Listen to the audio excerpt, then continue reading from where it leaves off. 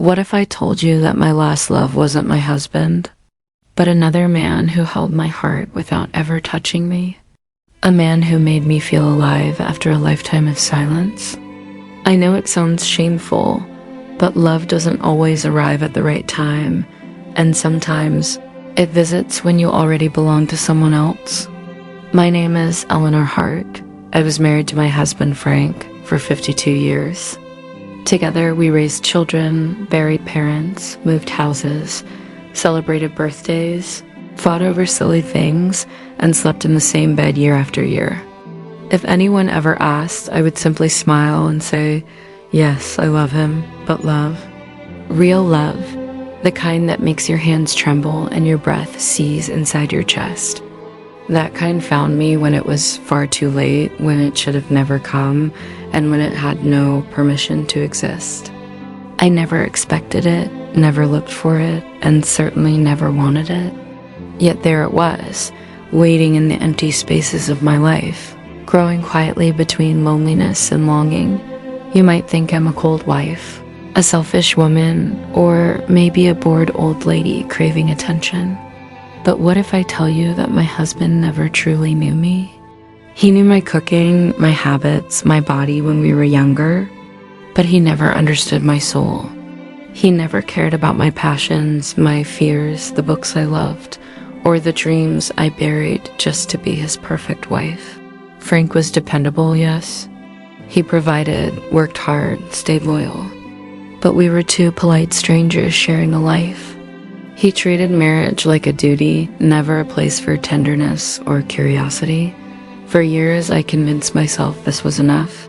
I raised our children, tended our home, hosted dinners, planned holidays, listened to his every complaint about work, the weather, politics, everything. But when I needed comfort, silence. When I cried quietly at night because I felt invisible, silence.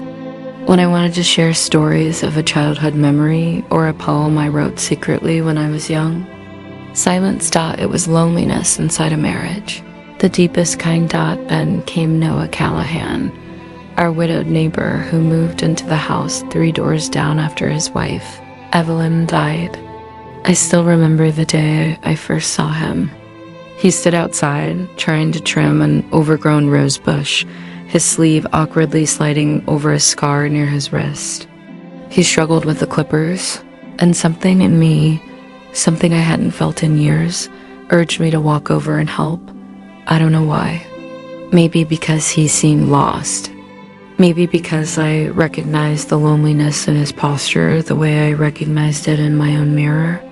Or maybe because, without saying a word, his presence felt familiar. Like a page from a chapter of life I had forgotten to finish. Let me help you before that poor plant becomes a murder scene. I joked, picking up the clippers with ease. He laughed, a real laugh, not the forced ones I heard at family dinners. It was warm, tired, but alive. You must have been a gardener in a past life, he said. No, I smiled. Just a wife with too much patience? He looked at me, really looked. Not at my age spots or wrinkles or the gray in my hair. He looked at me the way people look at stories, curious, attentive, wanting to understand. That tiny moment woke something in me I hadn't felt since I was a girl. Days turned into weeks. Then I found myself visiting him more often. At first, it was innocent chores, helping with groceries, showing him how to prune his plants, bringing a little extra soup if I made too much. He was grateful but never dependent, gentle but never pitiful. He talked to me like I mattered, like my words were something to listen to. We talked about books, about music, about memories, about regrets. Frank never noticed. Why would he? As long as his laundry was folded, his dinner served, his quiet evenings undisturbed, life was perfectly in order. He believed attention was something a wife owed him, not something a husband owed back. One afternoon, rain hit our neighborhood with a sudden storm. I was on my porch watching the droplets bounce off the street when I saw Noah standing outside, staring up at the sky. He looked broken, like the storm had found him before it found the clouds. I took an umbrella and walked to him without thinking. "You'll catch your death," I said softly. He shook his head. "Sometimes I want to feel something that isn't empty." Those words, God, those words, I didn't answer. I simply held the umbrella over both of us. We stood there, not touching, not speaking, sharing rain and silence. It was the closest thing to intimacy I had experienced in decades. After that day, something changed. Not in a dramatic, sinful way. We didn't hold hands, didn't kiss, didn't even sit too close.